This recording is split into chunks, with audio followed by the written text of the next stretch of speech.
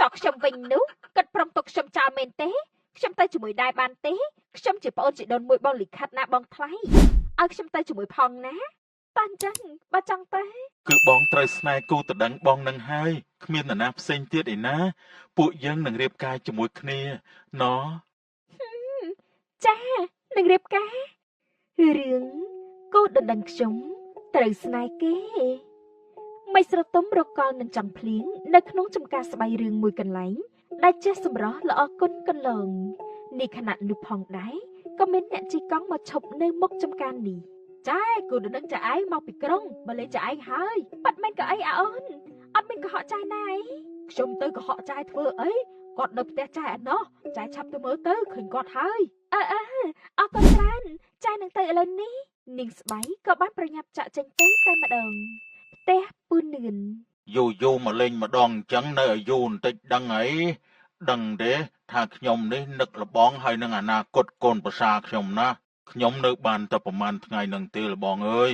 រវល់ការងារណាស់បើមានពេលនឹងមកលេងឲ្យបានយូរហើយ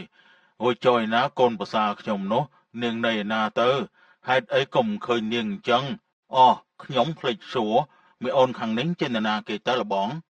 នេះជាក្មួយស្រីរបស់ខ្ញុំត្រូវជាប្អូនជីដូនមួយរបស់លិខិតនឹងណា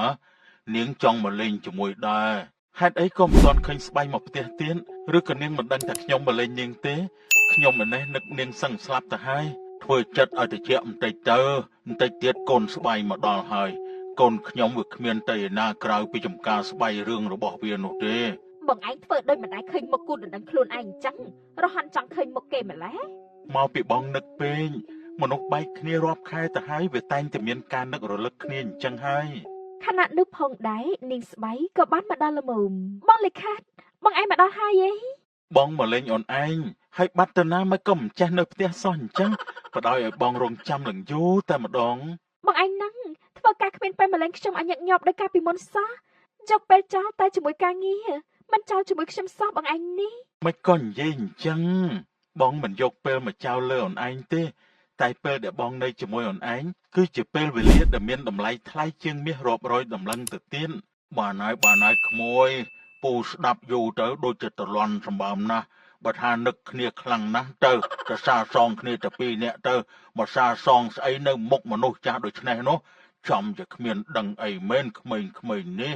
ខ្ញុំក៏គិតដូចជាលបងដែរវាធ្វើដូចជាផែនដីនេះមានតែវាពីរនាក់អញ្ចឹងសាសងផ្អែមល្ហែមមមណានេះមកពីខ្ញុំនឹកគូតដឹងខ្ញុំពេកតាពងអញ្ចឹងយើងទៅចំការស្បៃរឿងវិញទៅនឹងគ្មានអ្នកណាជិះឆ្អឹងទៅតឹងកយើងទេចោះខ្ញុំវិញនោះគិតព្រមទុកខ្ញុំចោលមែនទេខ្ញុំទៅជាមួយដែរបានទេខ្ញុំជាប្អូនជីដូនមួយបងលិខិតណាបងថ្លៃឲ្យខ្ញុំទៅជាមួយផងណាតើអញ្ចឹងបើចង់ទៅនិយាយចប់ពួកគេក៏បានចាក់ចេញទៅតែម្ដងនៅចំការស្បៃរឿ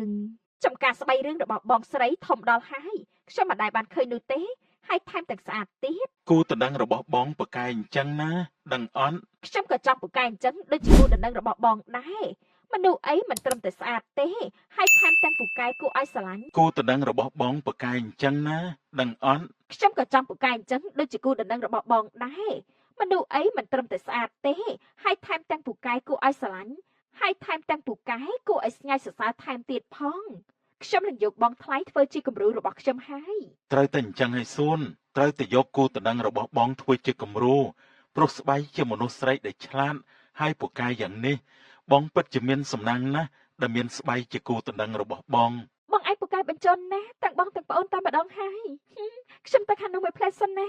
សូននឹងបងលិខិតដើរមើលផ្កាទៀតចុះនិយាយចប់នាងស្បៃក៏បានដើរទៅកន្លែងផ្សេងតែម្ដងខ្ញុំចង់ខ្លាចជាគូដណ្ដឹងរបស់បងដល់ហើយសួនធ្វើមិនដូចទេព្រោះសួនមិនសូវជាធ្លាប់ឆ្លងកាត់ភាពពិបាកនឿយហត់ដូចជាស្បៃនោះទេសួនជាកូនដែលឪពុកម្ដាយស្រឡាញ់ថ្នាក់ថ្នមបានដិតដល់តាំងតែពីតូចមកម្ល៉េះតែស្បៃវិញគ្មានម្ដាយនៅថ្នាក់ថ្នមតាំងតែពីនាងធំដឹងក្ដីមកគ្រួសារនាងបាក់បែកគ្នាម្ដាយនាងបង្កើតនាងរួចក៏ទុកឲ្យនៅជាមួយឪពុករួចក៏ចាក់ចេញទៅបានខ្ញុំមិនបានចង់ខ្លាចជាបងថ្លៃដូច្នេះទេគឺខ្ញុំចង់បានន័យថាខ្ញុំចង់ខ្លាចជាគូដណ្ដឹងរបស់បងជំនួសនាងស្បៃ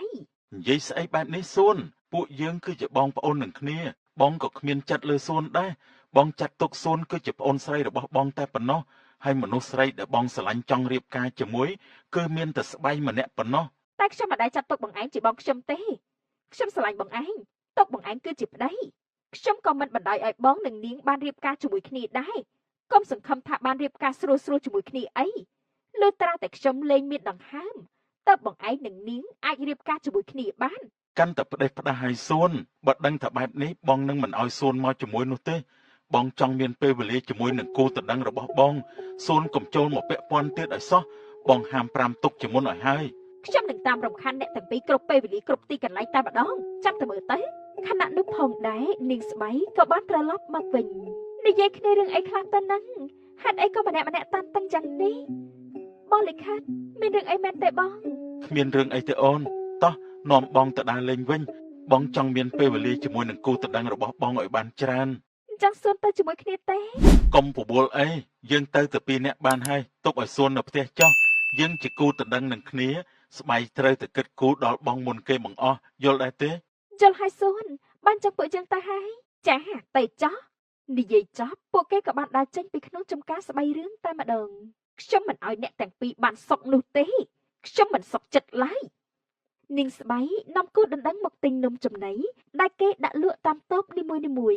បងលិខិតបងចង់ហូបអីខ្លះចង់ឲ្យប្រាប់គេមួយហ្នឹងទេបងចង់ហូបអនឯងច្រើនជាងឲ្យហូបអន់កុំធ្វើច្រឹងចឹងដាក់ខ្ញុំតែប្រើខុសរបៀបណាប្រចាំខ្ញុំវាយបងឯងទេបងលោលេងតាអនឯងក៏ឆាប់ប្រតិកម្មម្លេះបងដឹងហើយថាគូតដឹងរបស់បងជាមនុស្សដែលមិនងាយចូលក្បែរនោះទេបើដឹងអញ្ចឹងគឺល្អហើយ